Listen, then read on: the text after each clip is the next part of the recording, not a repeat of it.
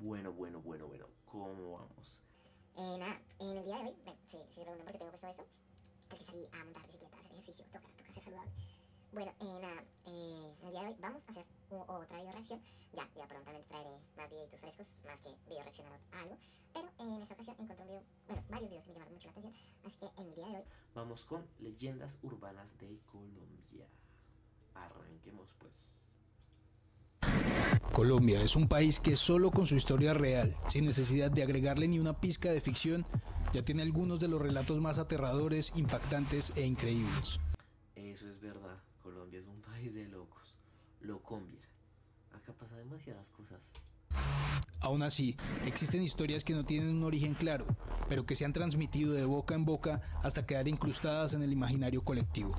En esta ocasión recopilé algunas de las leyendas urbanas que más me llamaron la atención, especialmente las que no tienen nada que ver con cosas paranormales, porque esas las voy a dejar para una segunda parte. Si disfrutan mi contenido, los invito a que se suscriban y sin más, yo soy El Bosco y esto es Leyendas Urbanas de Colombia, parte 1. Ahorita miro, cualquier cosa dejo la video reacción para otro video de la parte 2. Pero es que hay tantos videos buenos para hacer video reacción que no he visto, que nada más el título es atrayente, conozco el canal, el tipo de material que sube. En fin, vamos a ver con qué nos enfrentamos en este video. A ver cuántas cosas conocen, cuántas no. Bajar el micrófono.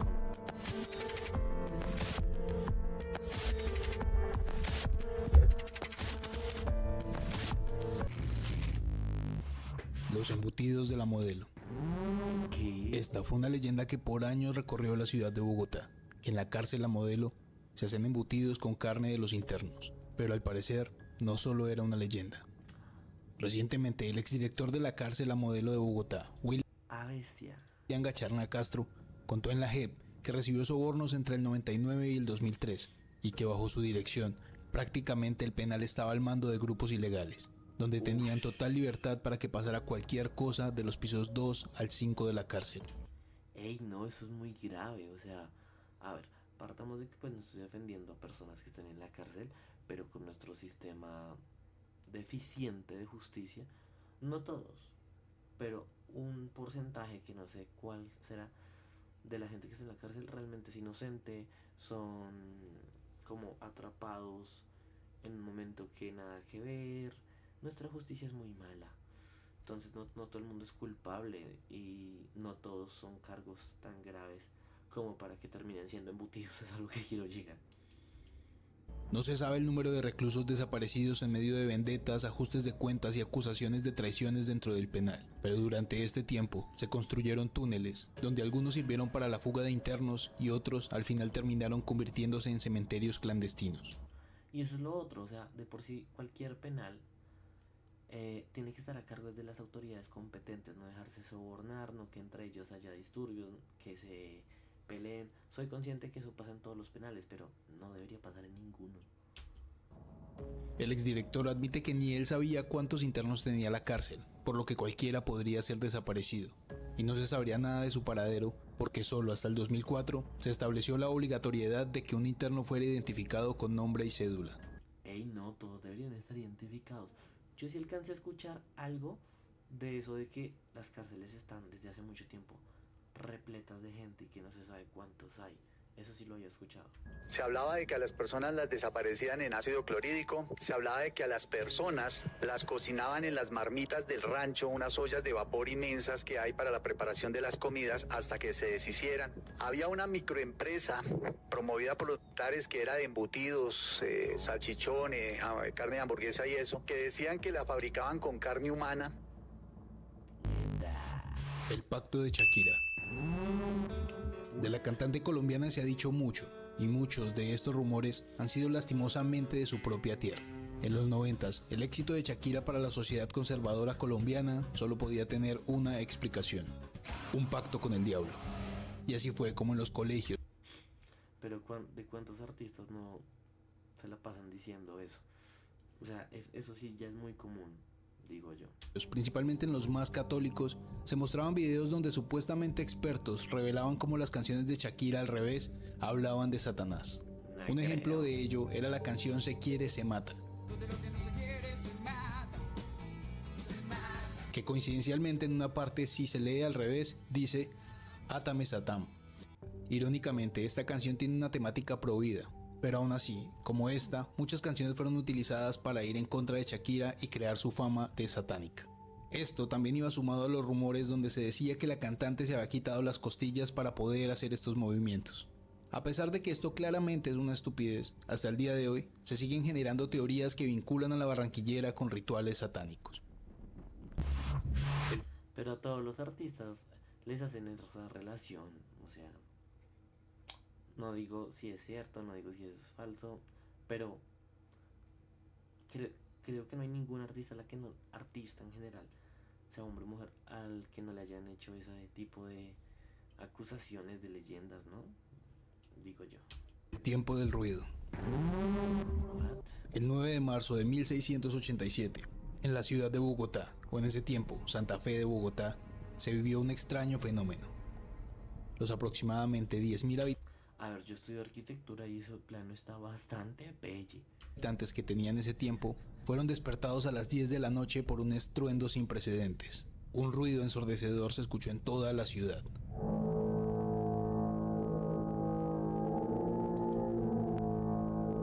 Haciendo que los pobladores entraran en pánico debido al desconocimiento de la ciudad. El 9 de marzo de 1687, 1600. Bastante. haciendo que los pobladores entraran en pánico debido al desconocimiento de la fuente del sonido. No, pues ahí verá que a media madrugada suene algo re duro y uno no sepa qué es. Yo también me asusto. Solo se sabía que venía de las profundidades de la tierra. Este misterioso ruido duró 15 minutos. También se aumentó la confusión porque supuestamente la ciudad se cubrió con un olor a azufre, que envió a los feligreses a orar y a confesarse en la iglesia. Teorías sobre un terremoto, la creciente de un río cercano y hasta la onda de un meteorito que chocó con la atmósfera han tratado de explicar lo que se conoció en Bogotá como el tiempo del ruido. La veracidad de esta historia solo se ha podido confirmar debido a textos de los jesuitas de la época, que obviamente utilizaron este suceso como una supuesta señal de que los santafereños no estaban siguiendo el camino del Señor. Para que vayan a la iglesia. La llegada del anticristo. Probablemente si usted vivió en los 90s, recuerda que el 6 de junio del 96 iba a nacer el anticristo. ¿A lo bien? Esta leyenda urbana promovió un pánico colectivo que cubrió a la sociedad conservadora de los años 90. Todo esto asociado con el inminente nacimiento del anticristo, el 6 de junio a las 6 de la mañana, fecha que coincidía con el sexto día del sexto mes del año 96. Fuera de chiste, ¿se imaginan que alguien haya nacido esa fecha? O sea, se la vieron montar resto. Evocando el número 666, tradicionalmente asociado con la bestia en el libro del Apocalipsis. Este rumor se propagó rápidamente, generando temor en la población. Dicen que el jueves es que nace el anticristo. No dicen que mañana llega el anticristo y que toda esa cuestión. Entonces, por eso fue que lo dicen. Como consecuencia, miles de padres acudieron en masa a las iglesias de todo el país. No, yo no tengo ni idea de cómo funciona un parto, porque pues nunca ha estado el tema cercano a mí. Soy bastante ignorante del tema, desconozco. Pero se imaginan una mamá, a ver, yo solo sé de películas y series, pero se imaginan una mamá aguantando labores de parto solo para que no naciera ese día, sino el día siguiente. ¿Puede pasar? Buscando bautizar a sus hijos para protegerlos de la supuesta marca del anticristo. En algunas parroquias, la demanda de bautizos se multiplicó en el país, pasando de un... A ver, lo otro, ¿por qué se ponen a bautizar a última hora? Debieron haber, o sea, los que profesen la religión católica, si la intención era... Voy a quitarle el volumen al celular.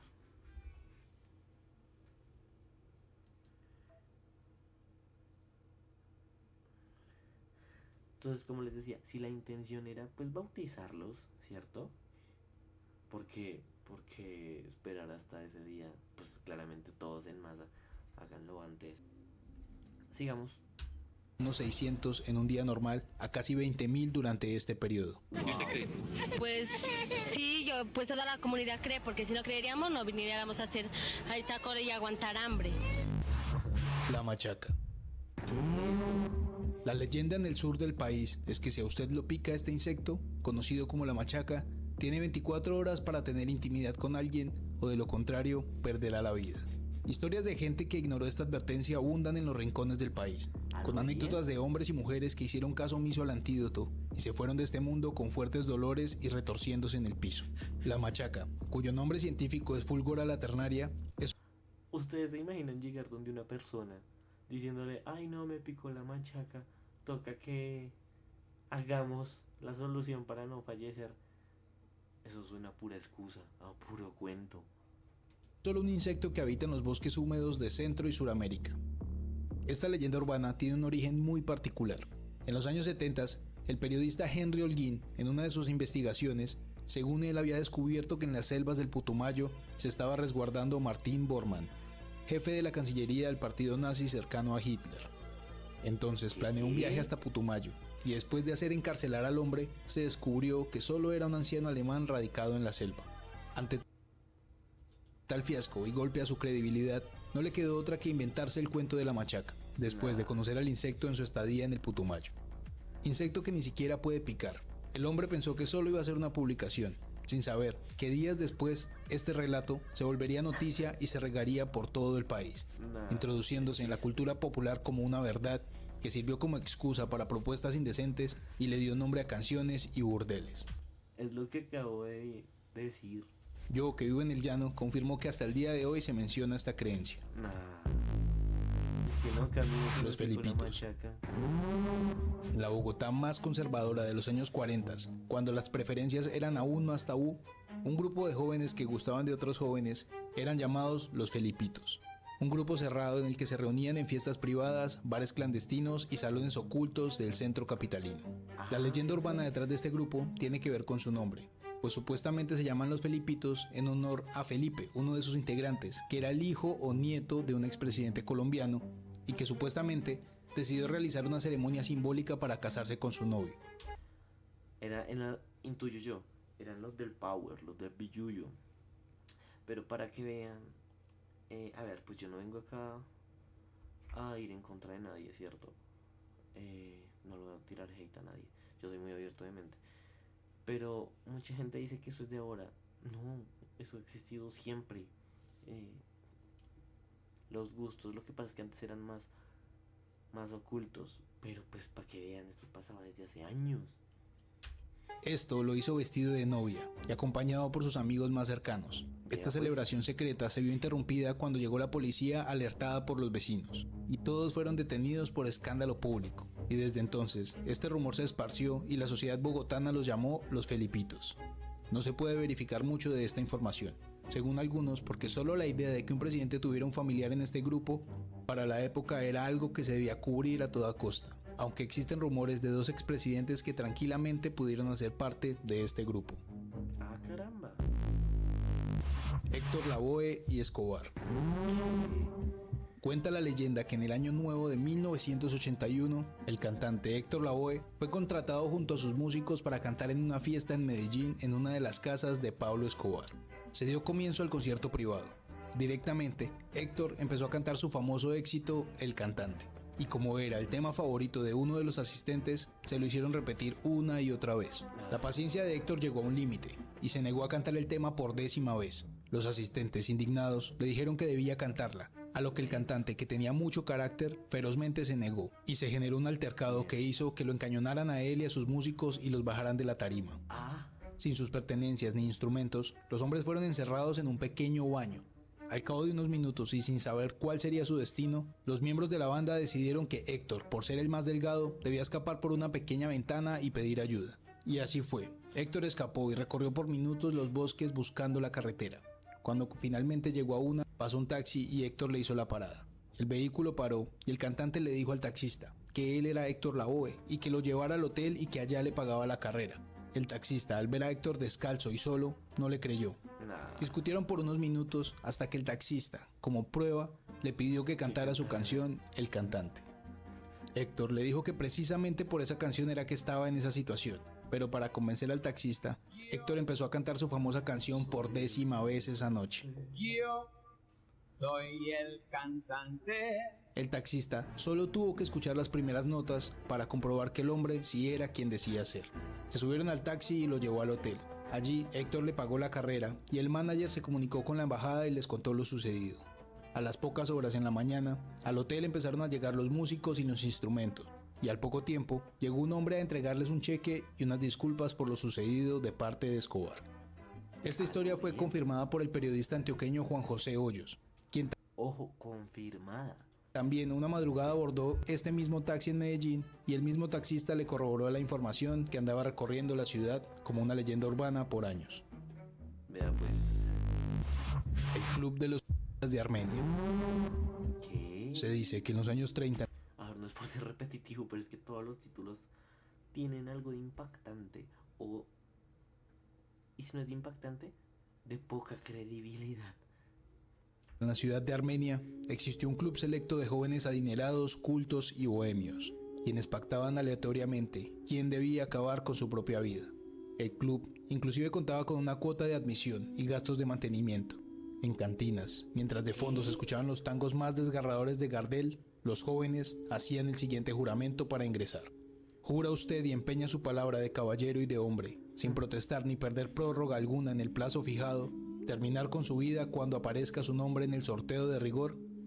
Al aceptar este juramento, los hombres accedían a que cuando a sus casas llegara una carta con una bala adentro, era la señal para acabar con su vida, y de no hacerlo, los otros miembros lo harían por él los días siguientes. Una de las historias que encontré fue la de Juan, quien recibió la carta y sin dudarlo salió de su casa, se paró en el borde de un barranco y hacia el fondo divisó un hierro afilado enterrado en el piso, y como si fuese un clavadista profesional, se lanzó de brazos abiertos, cumpliendo su palabra como miembro del club. De aquel club que existió supuestamente en los años 30, no se tiene tanta información, porque se dice que los familiares pactaban con los medios para no darle tanto foco a estos sucesos, ya que en ese tiempo que un familiar acabara con su vida era motivo de mucha vergüenza. Según algunas fuentes, más de 100 miembros del club hicieron valer su palabra, y terminaron en el Muladar, el lugar más oscuro y alejado del cementerio, en donde descansaban solamente los herejes y quienes decidían quitarse su propia vida. Agripina. Según cuentan, en los años 70 y 80 en Medellín, era común entre los niños molestar al que era menos agraciado de su cara diciéndole que era el hijo de Agripina. Agripina era una chimpancé que llegó desde Estados Unidos al zoológico de Medellín en el año 1960, y esta chimpancé era muy popular porque supuestamente consumía tabaco. Pero porque le ponen nombre de gripa. Entonces la gente iba y le llevaba cigarrillos y así controlaba su humor, porque cuando no estaba contenta, empezaba a lanzarle las heces a los espectadores. Qué pecado, la volvieron adicta a la nicotina. La leyenda urbana y muy turbia que dio el origen al apodo es que dicen que su cuidador se enamoró de ella, al punto que llegaron a tener un bebé, que un híbrido. Obviamente nació muy deforme y que el zoológico, para no dañar su imagen, mantuvo en secreto ante la ciudadanía. Obviamente esto no tiene mucha lógica y probablemente es mentira, pero lo que sí es seguro es que Agripina sí existió, e inclusive en el Museo de la Universidad de Antioquia se exhibe su esqueleto completo, el cual tiene manchas amarillas en los colmillos, probablemente por la antigüedad de los restos o por sus malos hábitos. Lastimosamente la chimpancé no tuvo un buen final, y según información que encontré, perdió la vida a causa de pena moral. El niño del comercial del caldo Doña Gallina. En el año 98 salió en la televisión colombiana este comercial de caldo Doña Gallina. Pipe, tráeme un caldo Doña Gallina. Bueno, año 98, pero eso siguió por muchos años porque, pues, a ver, yo soy del 2000. Yo alcancé a ver ese comercial claramente. Caldo Doña Gallina. Caldo Doña Gallina, Doña Gallina, caldo Doña Gallina, Doña Gallina, caldo Doña Gallina. Don Luis me da un... caldo de gallina. de Doña Gallina. La imagen de Pipe se quedó incrustada en los corazones de los colombianos por su adorable interpretación, pero en el año 2004 se vio manchada por una macabra historia. Supuestamente Pipe, o Sebastián Peñuela, el actor que lo interpretaba, había perdido la vida mientras le ayudaba a su padre a estacionar el carro. Su padre, trastornado por lo que había sucedido, instantáneamente decidió quitarse la vida. Esta horrible historia, que hasta hace poco yo también creía que era cierta, solo fue una noticia falsa. En su momento fue desmentida por los padres del menor y por la misma empresa, y el actor recientemente habló sobre el tema y aclaró que su papá en ese tiempo ni tenía carro, y que tanto él como los otros niños que han protagonizado los comerciales de Doña Gallina se encuentran sanos y salvos. el operario que cayó en los tanques de Ponimalta. Ah, sí se ha escuchado varias En el año veces. 2015 por WhatsApp, este audio se hizo viral. Hola familia, buenos días, ¿cómo están? Por favor, por nada del mundo vayan a consumir Ponimalta. En días pasados... Pues yo no escuché el audio, pero sí la noticia la he escuchado varias veces. De que pasó en Colombia, de que alguien murió en los tanques, de X bebida. Pero siempre había escuchado X bebida, nunca decían cuál. Pero pues eso sí lo he escuchado varias veces. Es el primero de todos los mencionados que sí he escuchado. Bueno, aparte de que Shakira no tenía costillas y que típico lo que le inventan a todos los artistas, sería como, llamémoslo el segundo de los que han mencionado casos, Shakira y este. Apareció una persona en la planta de Ponimalta. La máquina donde envasa no salía líquido, les tocó vaciar todo el tanque y encontraron el cuerpo de esa persona. Llevaba casi más de 2 meses ahí adentro en el tanque y las partes del cuerpo eran las que estaban taponando los conductos que lleva el líquido a la planta que embotella. Aparte de este audio, se viralizaron también las supuestas fotos del trabajador en un estado avanzado de descomposición. Obviamente esto era falso.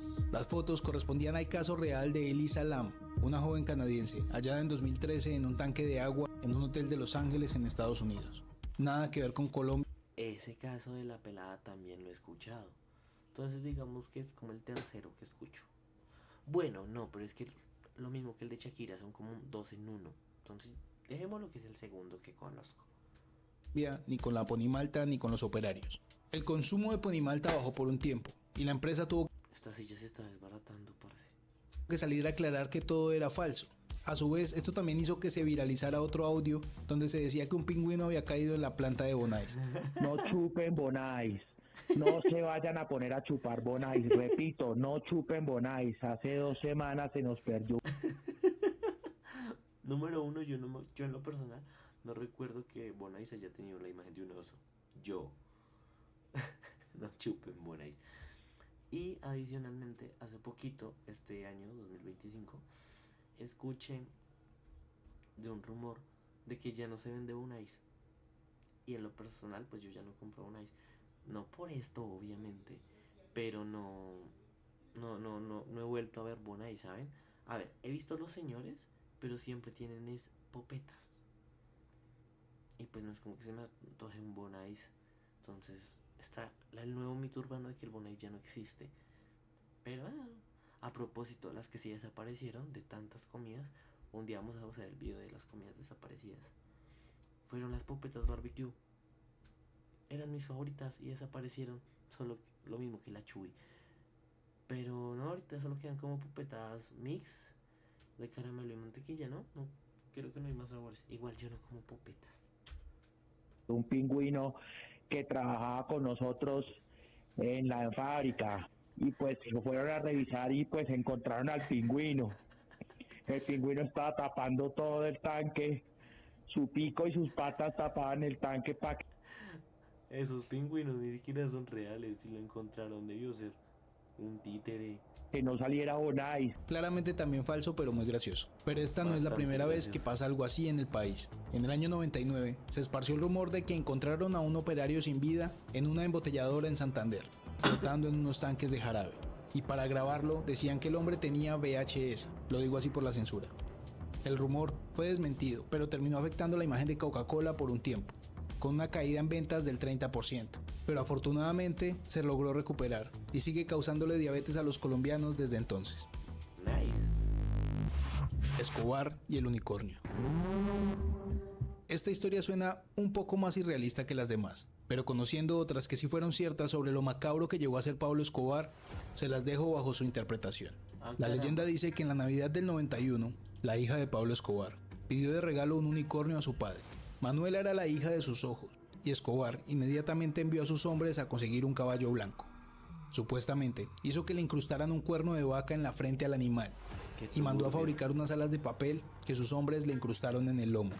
Al recibir el unicornio de Navidad, la pequeña saltó de alegría porque su padre le había cumplido su sueño. Resulta que a los pocos días el supuesto unicornio perdió la vida debido a una infección por las incrustaciones rústicas en su lomo y en su frente. Esta macabra e inverosímil historia fue negada por la familia de Escobar, pero no ayudó que haya sido confirmada por John Jairo Vázquez, alias Popeye, principal hombre de confianza de Escobar. El misterioso cierre de transmisiones del canal RCN. Muchos usuarios de internet aseguran que mientras veían la programación del canal RCN, en alguna de las madrugadas del año 2008 presenciaron un hecho perturbador. Los que lo vieron cuentan que a eso de las 4 de la mañana, donde normalmente se acababa la programación y transmitían el himno nacional, pues a ver, no puedo decir que yo me la sepa todas de televisión, más que todo televisión colombiana, RCN y Caracol, pero pues sí crecí como, pues a ver, nací en los 2000. De los 2000 hacia acá he visto muchos cambios en Caracol y RCN, y en lo personal siento que antes tenían un catálogo de producciones más amplio de todo tipo, mientras que ahorita es muy cerrado y es como ha perdido cierta gracia, cierto catálogo, cierto de opciones diferentes. Siento que todo es como muy igual, ya no es tan llamativo para todo el público. Y pues no voy a decir que lo vea hasta la madrugada, pero si de vez en cuando pues veía televisión tarde, y en lo personal nunca presencié esto. La pantalla de los televisores quedó negra por unos minutos. Luego apareció el locutor Bernardo Duque, en blanco y negro, y recitando un poema brusco de una forma agresiva. Hubo explosiones, restos de carne se estrellaron contra otros cuerpos. Y mirando fijamente a la cámara. Pasados unos minutos, la pantalla se volvió a oscurecer, y continuó la habitual transmisión del himno nacional. Teorías sobre el supuesto hecho apuntan a que esto fue transmitido en modo de protesta hacia el gobierno de la época. De esta leyenda urbana, solo quedan los testimonios de algunos televidentes que en comentarios en redes sociales aseguran que lo vieron, y nunca hubo una pronunciación por parte del canal ni del locutor, quien perdió la vida en el año 2013. Fue pucha. Mocus y los perros. Ya, Presuntamente a mediados de los años 90, en la ciudad de Bogotá, bajo la alcaldía de Antanas Mocus, se ejecutó un programa sanitario con la Secretaría de Salud del distrito, cuyo propósito era exterminar a los perros callejeros de la ciudad. Testimonios cuentan que en el centro de zoonosis se diseñaban operativos para... Digo yo, no, en lo personal no sé si esto sea cierto, espero que no, de este sí he oído, pero yo digo, bueno, puede que haya muchos perros callejeros, pero ¿qué mal hacen? O sea, sí, puede que ladren y ya, uno que otro morderá, pero son muy pocos realmente los que muerden, o sea, ¿qué daño hacen? Según yo, me puedo estar equivocando, pero pues no hacen ningún daño. Para capturar, transportar y acabar con la vida de cientos de caninos. Y se dice que en muchas ocasiones, con el fin de aumentar los números de víctimas, se llegó inclusive a acabar con la vida de perros que no eran callejeros. Una vez capturados, eran llevados hacia jaulas en los centros de zoonosis, donde los agrupaban y luego con mangueras los mojaban con agua helada para después, con ayuda de un cable de corriente y varillas en el piso, acabar con la vida de todos los perritos. Luego los restos eran transportados a vertederos de basuras. Se dice que debido a denuncias y presiones por parte de las organizaciones protectoras de animales, la macabra operación fue suspendida en octubre del 96, después de haber acabado con la vida de más de 3.000 perritos. A pesar de las denuncias y los testimonios, el exalcalde nunca se ha pronunciado al respecto sobre este tema. El presidente incompleto. No sé, eso sí me parece muy, no sé ni cuál será la palabra, triste. De eso sí había oído, pero en lo personal yo adoro los perros en general. Así me muerdan, y claramente ya me han mordido perros. Afortunadamente no con enfermedades, pero... O sea, un perro pues es un animal muy noble en general. Claro, hay perros bravos, de seguridad, etcétera, pero... Según esta leyenda, a finales de los años 60, un expresidente de Colombia, junto a su hermano, asistió a una fiesta privada. Entre copas y música, ambos se fijaron en una joven hermosa. Con el pasar de la noche, y sin su consentimiento, le hicieron lo que no puedo contar aquí. Lo que no sabían, o ignoraron por la impunidad que les daba el poder de sus apellidos, era que la muchacha era hija de un prestigioso médico. Días después, los hermanos fueron interceptados por un grupo de hombres que los llevó a una clínica clandestina. Allí, el padre de la joven, en un acto de venganza, les practicó un procedimiento quirúrgico. A uno de ellos, presuntamente el expresidente, le quitó una de las esferas más delicadas que tenemos los hombres. Al otro le quitó las dos. Luego los abandonaron en un potrero. Supuestamente el médico terminó tras las rejas y en la cárcel lo apodaron el cirujano.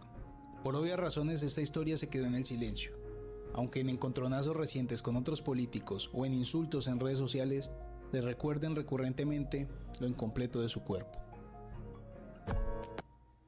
Bueno, esto fue el video y otras las voy a mencionar en este momento porque eran muy cortas e investigué y no tienen tampoco mucho de dónde, pero las quería mencionar por si alguien se acuerda de esto. La primera... Ok, vendría siendo como una especie de menciones no honoríficas, sino cortas, más breves. Veamos. Es que la carne de las hamburguesas del Corral está hecha 100% de gusanos. Según mi investigación es falso y según la página oficial es falso y todo está hecho de carne de res, pero igual como que a principios de los 2000 muchas personas pensaban que eso era así.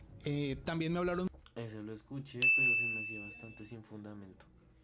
Mucho de dedos, insectos y cosas asquerosas en las latas de Coca-Cola, de Pepsi, bueno, en gaseosas. Sí ha pasado y han pasado cosas asquerosas, pero en lo que busqué no hay registros de que en Colombia haya pasado, entonces espero que esto siga así. Otras que ya están un poquito más traídas de los pelos, pero igual voy a mencionar porque son interesantes, o bueno, a mí me parecen interesantes. Por ejemplo, que cuando van a hacer el café sello rojo para que consiga ese color rojizo, utilizan el líquido que corre por las venas en los animales. Esto obviamente es falso, pero yo lo he escuchado antes. Una que lastimosamente no es falsa es la extracción de grasa a personas sin vida en las funerarias, como este contrabando de manteca de personas sin vida. Tenía el micrófono apagado, no dije nada importante. Pero what the fuck, ¿cómo así? ¿Eso es real?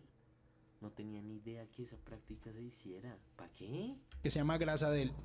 Confirmo que esto es cierto porque yo vivo en el llano y cuando era pequeño veía que la gente compraba eso y se la aplicaba para los dolores, pero en la investigación que hice me di cuenta que también la utilizan para hacer brujería y que hay algunas partes en Bogotá donde todavía la hacen, pero es un asco y creo que es ilegal. Y si esta les pareció asquerosa, la siguiente es el doble de asquerosa. Esta yo pensé que yo solo había escuchado eso, pero en Instagram me hicieron saber muchas personas que también les pasó. Resulta que en los 2000 el Bonais simplemente se lo vendían a uno así, se lo entregaban y con una tijera lo cortaban y se lo pasaban y uno se comía el Bonais. Al Bonais le fue mal en este video. Bueno, de un momento a otro empezaron a ponerle más empaques, más plástico para cubrirlo. Sí. Supongo yo ahorita que es por higiene, pero cuando yo era pequeño, y como me lo confirmó la gente en Instagram, en diferentes ciudades supuestamente salió el cuento de que con esa tijera que cortaba el Bonais y le daba a los niños, uno de esos vendedores también se cortaba el cabello que crece en la zona de abajo y gracias a eso se le pasó una enfermedad de las que dan allá abajo a uno de sus clientes en la boca y por eso hubo una demanda y supuestamente Bonais hizo eso. Yo sé... ¡Ah, bestia! ¡Ay, no! ¿Pero por qué? Que suena muy raro y yo sé que es un asco, pero son datos y hay que darlos y es una leyenda urbana. Obviamente esto no pasó, pero muchos niños creían que eso era cierto. Y otras que recuerdo que en el Bronx y en la calle del Cartucho hacían fiestas exclusivas con celebridades donde allá iban y aprovechaban que se conseguía de todo y que no había leyes para hacer las cosas más turbias que nos podemos imaginar. Y por último, la de los tatuajes que supuestamente tenían una sustancia que volvía a los niños adictos. Esto salió por una noticia falsa en el 96 y fue aclarado que... ¿Quién no ha escuchado eso de cuando uno se tatúa de adicto a la tinta? Era mentira, pero lo que sí fue cierto, que yo pensaba que era mentira, era lo de los dulces, que a los niños les daban dulces a las afueras de los colegios para volverlos adictos. Pues resulta que en el año 2018 unos expendedores se hicieron afuera de los colegios en Medellín y en Bogotá y les empezaron a vender chicles a los niños, pero esos chicles o esos dulces tenían sustancia que no voy a mencionar y los niños empezaron a volver adictos y ellos empezaron a cobrar los chicles más caros hasta que muchos de ellos terminaron en rehabilitación. Esto pasó en el 2018, la noticia está en El Tiempo si quieren. 2018, fresco. A ver, pues yo me gradué súper cucho del colegio. Yo a los 2018 todavía estaba en el colegio. Pero yo no sabía eso, ¿cómo así? Búsquenla. Y ya, por ahora me despido. Espero que les haya gustado el video y que no se lo tomen tan en serio porque son leyendas urbanas. Dicho eso, nosotros también vamos a dejar el video hasta acá. Voy a hacer una segunda versión buscando la parte 2, esperando que pues ya las haya subido, que dice que son como más de cosas paranormales. Entonces, sin nada más que decir el día de hoy, me despido. Ya saben, voy a dejar los créditos. Por acá estaré dejando el video original si ya no lo dejé en otra tarjeta. Entonces, den like, suscríbanse. Chao, chao.